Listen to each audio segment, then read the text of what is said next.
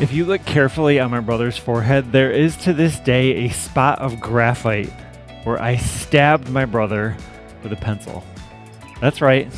I once stabbed my younger brother with a pencil. And in preparing this message, I asked him if he remembered the stabbing, and, well, he responded. Hi, everyone. Todd here, Pastor Mark's brother.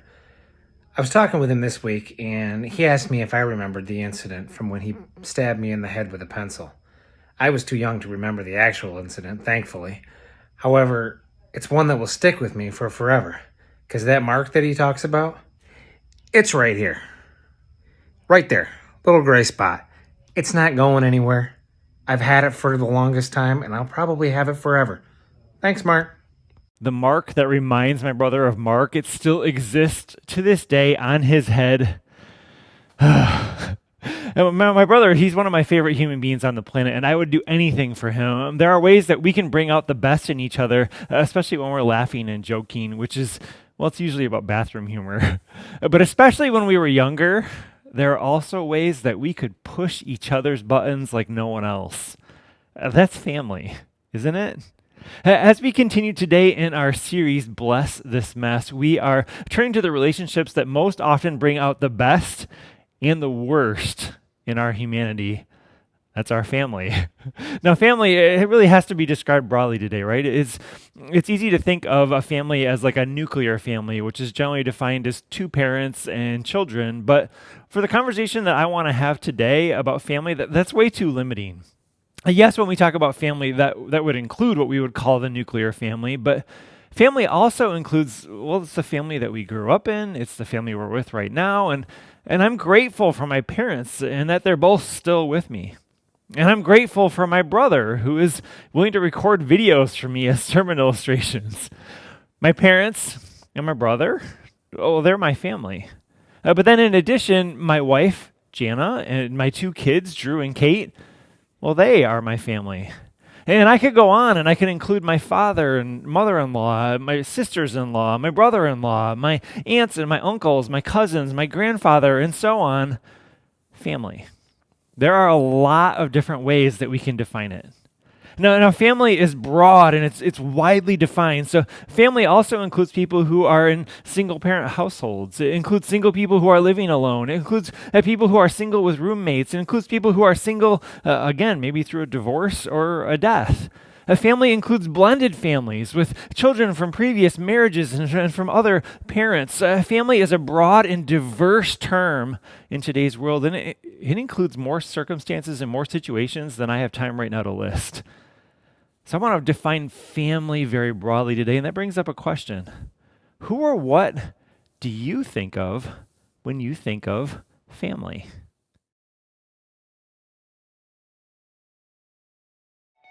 Family means a lot of different things to different people. And when we think of family in a bigger way, then, well, the words of this poem spring to my mind. To live above with those we love, well, that will be glory. But to live below with those we know, well, that's another story. To live below with those we know, right? I mean, that's what we're talking about today. Family. It's those we know. It's those who know us. And it's messy. Often even worse than a pencil in the forehead, messy. We want to consider today how God can bless the mess that is our families. All the different kinds of ways we view family. And to do this, we're going to engage a bit with the story of a really messed up Old Testament family. And there are lots of stories in the Old Testament that are messed up to choose from. Today we're going to focus on Dad Isaac and Mom Rebecca and their twin boys Esau and Jacob. And this family story is found in Genesis chapter 25 through 35. It's a story that involves, well, living below with those we know in very human and very dysfunctional ways. This is a family feud sort of story, and I'm going to quickly tell their story, but I'll no way be able to cover all the details. So let me encourage you to read the whole story on your own. Again, that's in Genesis 25 through 35. Now, after a quick telling of that story, I'm going to give you 3 truths about family from that story. So here's our story. Jacob was the second born of twin boys, and well, he always felt and acted like the underdog. He and his older twin brother literally tussled in the womb, and it spilled out into their childhood and adolescence. Now, Jacob's name literally means heel grabber or deceiver, and Well, he lived up to it by lying and cheating and stealing from those who loved him most and best, especially his brother Esau. We like to have good characters and bad characters in stories. And in the story of Jacob and Esau, well, Jacob's name, which means deceiver, it really became his destiny, and sadly, it defined his character. And this is a messy, real story, and I'm not sure exactly who the good character is in this story. Everyone in this story has some good qualities, and everyone has some bad, a lot like us in like real life. So Jacob and Esau, they have a challenging relationship, and well, relationships between siblings can be incredibly challenging at times. I saw a quote recently from a pastor, Jim Harnish. He was writing about his abiding rivalry with his twin brother, Jack, who's also a pastor. And he wrote, "In spite of our obvious similarities, our relationship was not always idyllic. We shared all the intimacy of two cats in a burlap bag. The evidence of our struggle of wills was left on the bottom panels of our bedroom doors, where we locked each other out and tried to kick each other's door in." I love that phrase describing two brothers. The intimacy of two cats in a burlap bag. I can't relate to that at all. Oh, wait, my brother and I each have scars on our faces or pencil marks to prove otherwise. That brings up a question for you to ponder and to discuss. If you have siblings, how would you describe your relationship with your siblings? Let's discuss that.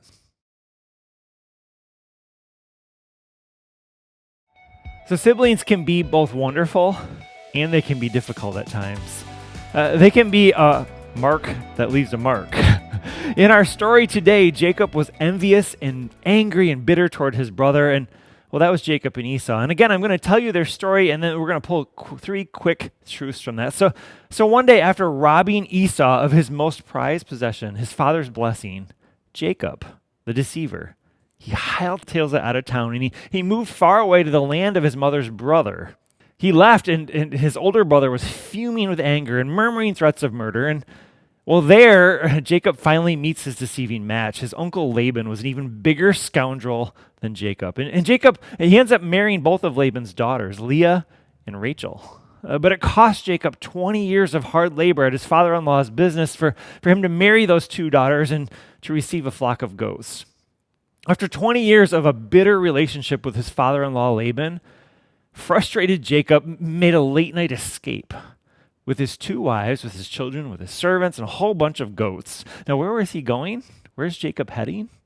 Jacob was headed home. You all have that place in your head, right? Some place that you define in your head as your original home. You may be able to picture it, but it's not always fondly, right, that we remember that place. And home certainly wouldn't have been a fond memory for Jacob. It was a scary place. But Jacob headed back anyway to the land of his parents and as best as he knew, his very angry brother Esau, who's now had 20 years to let the bitterness and the resentment grow within him. And well, in the morning, Laban wakes up and he finds that Jacob and his family are gone, and he chases after Jacob, and he's fuming mad too. So get this picture. A mad Laban is behind Jacob, and angry Esau is in front of him, and here's the deceiver. Jacob, he has two broken and battered family relationships sandwiching him in. And well, anyone who's endured a family squabble with two sides can relate to Jacob. Caught between Laban and Esau, caught between a rock and a hard place. Have you ever been in this place in your family? Have you ever been stuck between a rock and a hard place with family you deeply love? I have. Those aren't my stories to share with you today, but that feeling of being trapped is all too real. The feeling of being paralyzed and not knowing what to do. I've been there, and likely you have too. Because family can be messy. And sometimes marriages get stuck in this place. A lack of emotional connectivity can be on one extreme, or an unhealthy codependency on the other can lead to a marriage wedged between a rock and a hard place. And sometimes, even as an adult, you can look back to the family that you grew up in, you can have a boatload of unresolved stuff. All too many of us can feel stuck emotionally, relationally, and yes, even spiritually by the messiness of our families. So here's a question we're going to address. What do you do when your relationships with the people you love the most get stuck? Well, I'm going to help us out with answering that question today. Let's go back to our story, which I think can help us to get unstuck. So now Jacob has Esau marching towards him from his family home, and his uncle Laban is chasing after him. Both are fighting mad. Laban catches up with Jacob first. And when he arrives, by God's grace, cooler heads prevail. A relationship summit is held, and they agree to part ways, and they mark that moment with a ceremony. Both men build rock pillars to mark their agreement. In Genesis 31, verses 48 and 49, we read, Then Laban declared, "This pile of stones will stand witness to remind us of the covenant we have made today." This explains why it was called Gilead, witness pile. But it was also called Mizpah, which means watchtower. For Laban said, "May the Lord keep watch between us to make sure that we keep this covenant when we are out of each other's sight." The irreconcilable relationship between Jacob and Laban, well, it gets unstuck.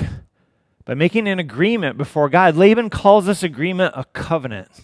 At Sycamore Creek Church, we encourage our small groups to make covenants. We also have a leadership covenant for anyone who leads in our church. Covenants are simply mutual agreements about how we're going to treat each other.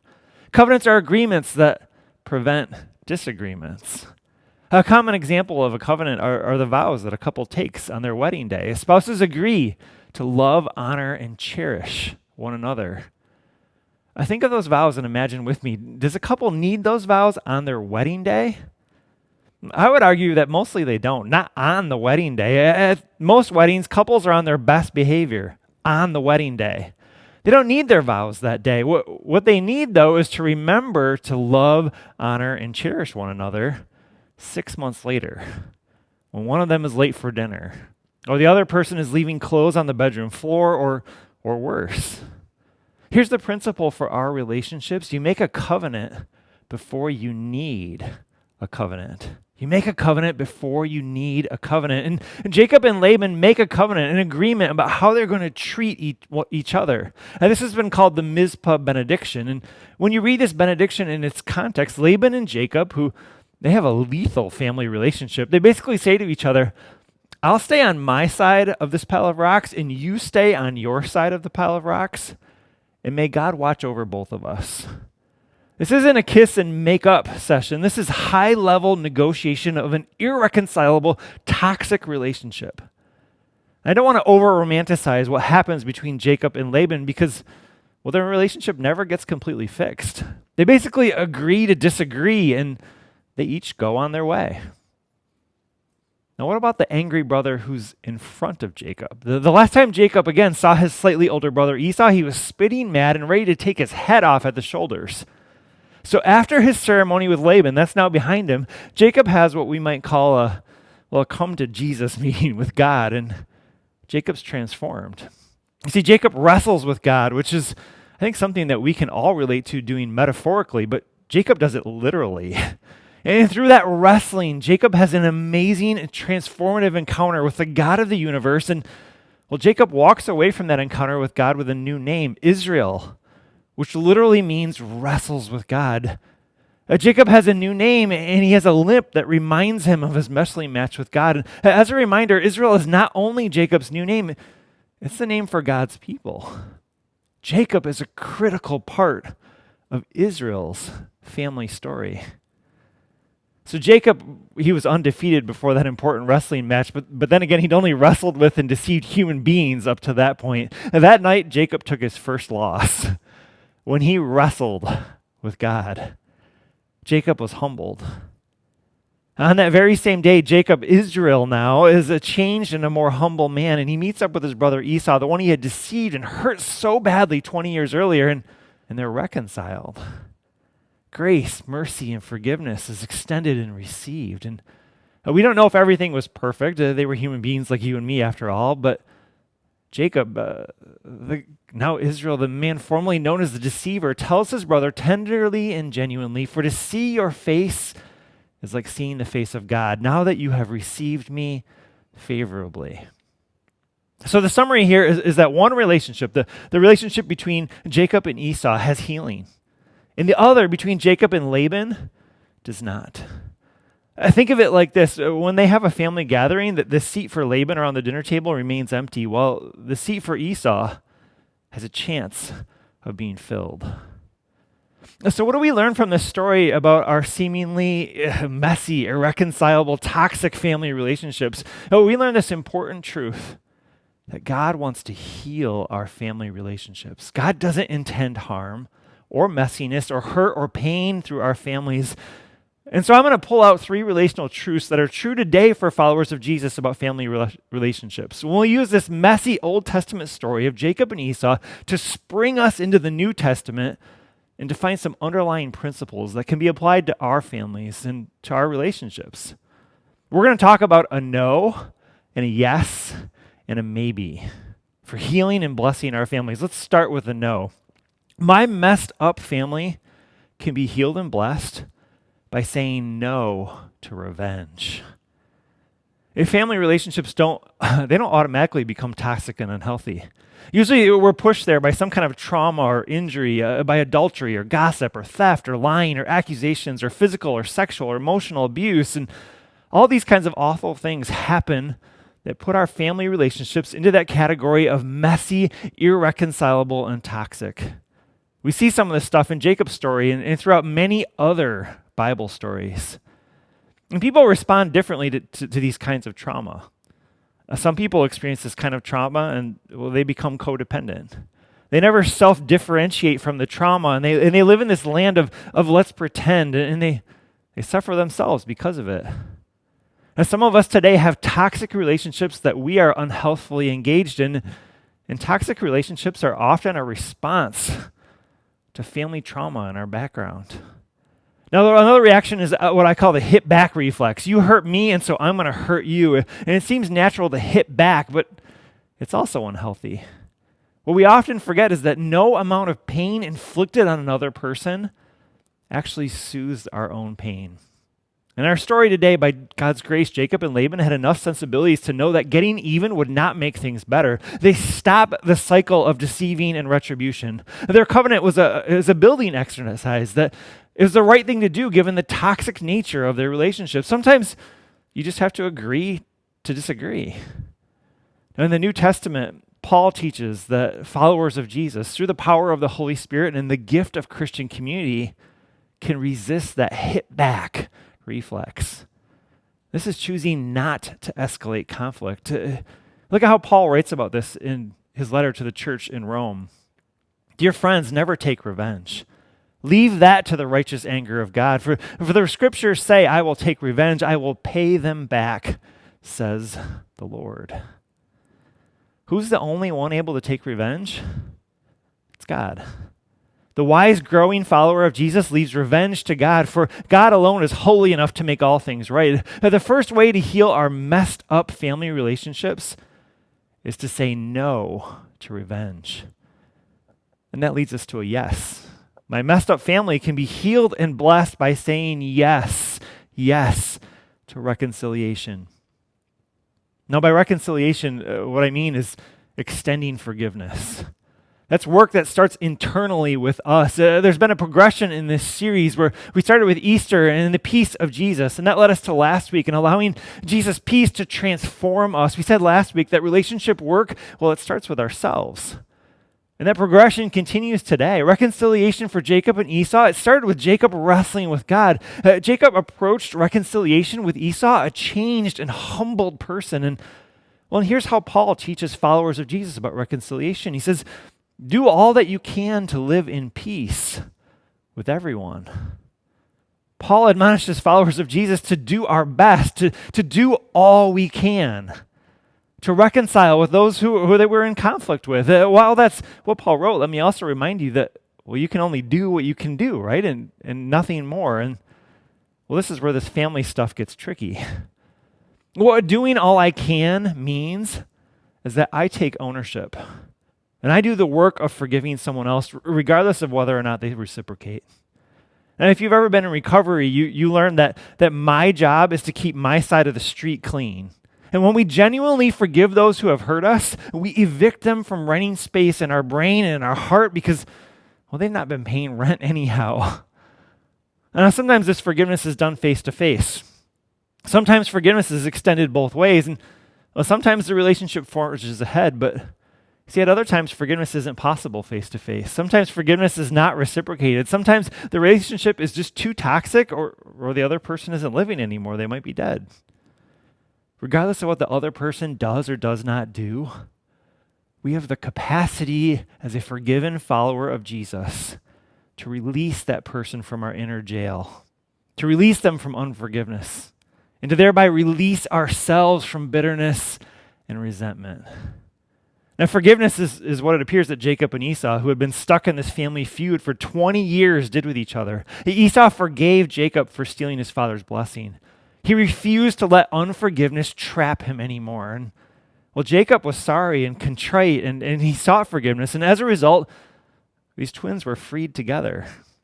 For followers of Jesus, we say yes to reconciliation, which leads to a question. Was there a time when you have said yes to reconciliation? Is there a place that God is calling you to that now?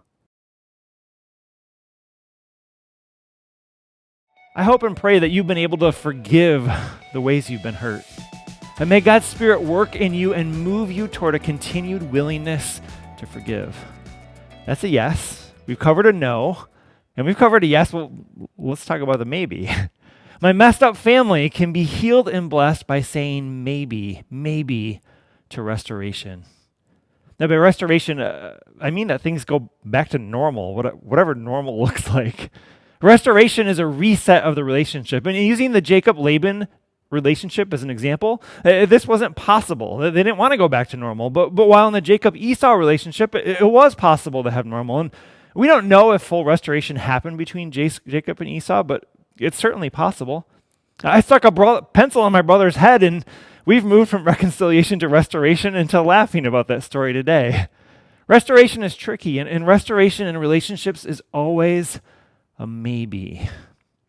Now, we have an example of how to approach this with our role renegotiation model here at Sycamore Creek Church. It's a model for handling conflict around broken expectations. We always let one another down, and we always break expectations. And those broken expectations can be relatively minor things, which we call pinches, or broken expectations can be big things, which we call crunches. Jacob stealing the family birthright from Esau, that's a crunch. But by God's grace, conflict can be addressed, and it can lead to the restoration of a relationship. We hope at Sycamore Creek Church that by handling conflict well, it will lead to restoration. But restoration, even in churches, it's a maybe. That's why there are places on this model for exits to occur, hopefully planned exits. And that's what Laban and Jacob were able to do, a planned exit. You see, restoration is difficult. It doesn't always happen in real life unless it's a maybe. Now, we have another example of this maybe with Paul in the New Testament. One time, Paul and his companion Barnabas, they got in a heated disagreement about whether a young leader named Mark would travel with them. Paul said no. Barnabas said yes. And eventually, these two ministry friends, they parted ways over their disagreement. But something happened over the years, and we aren't told what, and we don't even really know how this happened. But we think Paul, near the end of his life, wrote these words in his letter to Timothy about Mark. Bring Mark with you when you come, for he will be helpful to me in my ministry. He'll be helpful. Restoration happened. Mark had his place back at Paul's Easter dinner table. You see, sometimes restoration is possible. And for followers of Jesus, restoration is always the goal. It's our aspiration to move away from revenge and to reconciliation and then to restoration. And why is it our aspiration? Because it's the path that God takes with us. We miss the mark. We turn our backs on God, and God could easily seek revenge on us, but God doesn't. God, with tender mercy and kindness, reaches out to us and extends his grace. He's done that for me. He's done that for you. God has walked with us from revenge to reconciliation to restoration. God, through Jesus, forgives us of our sin, past, present, and future. And then to top it off, God restores us to a place at God's table, not as a servant, but as a son, a legal heir to everything that is God. God moves from reconciliation to restoration. Thus, is it any wonder that followers of Jesus are given instructions on relationships? For followers of Jesus, restoration is always the goal. In a Peanuts cartoon I came across in preparing this message, Lucy is chasing Charlie Brown. "I'll catch you," shouts Lucy. "And when I do, I'm going to knock your block off." And suddenly, Charlie screeches to a halt. He turns to Lucy and he says, "Wait a minute, Lucy. And if you and I, as relatively small children with relatively small problems, can't sit down and talk through our problems in a mature way, how can we expect the nations of the world to get along? And with that, Lucy slugs Charlie, and she says, I had to hit him quick. He was starting to make sense. See, restoration is always the goal. It's no wonder that Mother Teresa, the lover of the least, when asked what we can do to promote world peace, well, Mother Teresa, she can be summarized in her Nobel Peace Address as saying, go home and love your family. For me, that's loving my wife, it's loving my kids, it's loving my parents and my brother and my family. Living out God's love starts with our families and yours too. It's my prayer for you and for me that God would bless the mess of our families, and that by the grace of God, we can live through disagreements and heartache and pain and learn from those experiences. And maybe for the sake of future generations, overcome them. God, help us to live out reconciled and restored family relationships. I shared a poem with you earlier that was written by a man named Howard Olds. And the rewrite of that poem goes like this. If we plan to live above with those we love, well, here's the rest of the story. We must live below with those we know, empowered by God's grace and glory. May you approach your family today empowered by God's grace and glory. And may we all be healed and blessed within the mess of family through a no, through a yes, and through a maybe. Amen.